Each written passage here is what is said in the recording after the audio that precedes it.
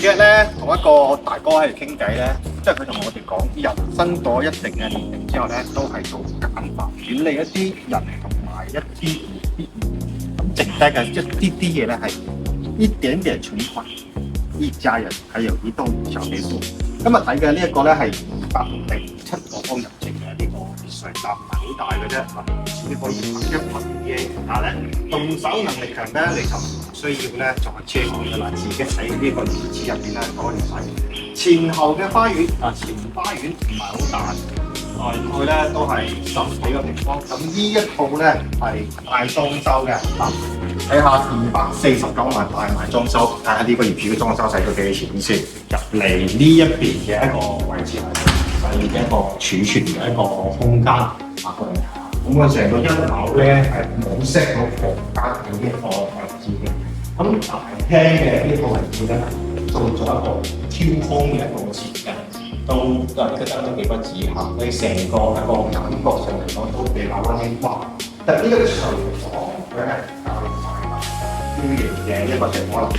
擺咗雙開門嘅雪櫃喺呢個位置之後咧，佢就可以放埋我哋嘅西式嘅焗爐嘅3面就喺呢一個位置。成個一樓嘅空間都係作一個陪客嘅呢個區域，層高哇一啲都唔話有8億個程度。都話咧別墅嘅裝修咧要去到1比1，大家覺得佢呢一個裝修呢一個咧就後花園，後花園咧都有30-40個方到㗎啦。咧係有泡水嘅，中意釣魚捉魚嘅朋友啊，出邊呢個水溝仔，我見到好多魚喺出邊喺度游嘅。咁同時亦都係可以聽到出邊嘅一個鳥語同埋花香嗱。繼續我哋頭先嘅話題，即係咧做翻我哋嘅諗法。其實喺我哋一個花園入邊，平時咧喺度曬下太陽，種下花花草草，養貓貓狗狗。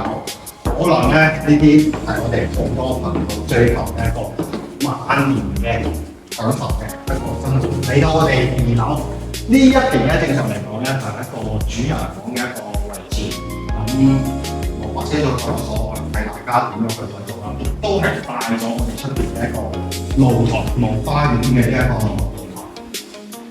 咁有啲人可能喺設計上驚房間唔夠用嘅話，可以其實選擇將呢一個位置空咗。而空咗咧就杯水車咁就係中間嘅呢個位置，我係做咗擺咗兩個我哋客戶嘅呢個位置啊，延伸起嚟，其實做書房係都 OK 嘅。呢邊咧就一個房間咧唔係好大，但其實即係整體上嚟講咧，佢呢一套房嘅保養係 OK 嘅。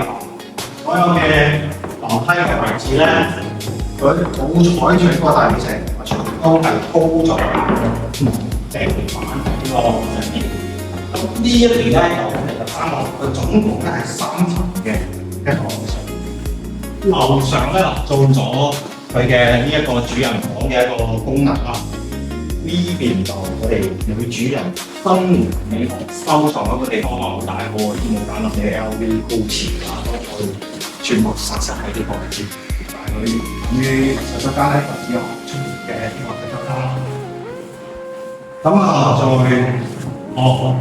一邊就係我哋嘅洗手間嘅一個位置。好，呢個我已經可以開到。咁亦都係帶咗一個30個方嘅呢一個露台喺呢度啦。呢一套別墅，咁現階段賣緊嘅一個價錢咧就249萬可以上車。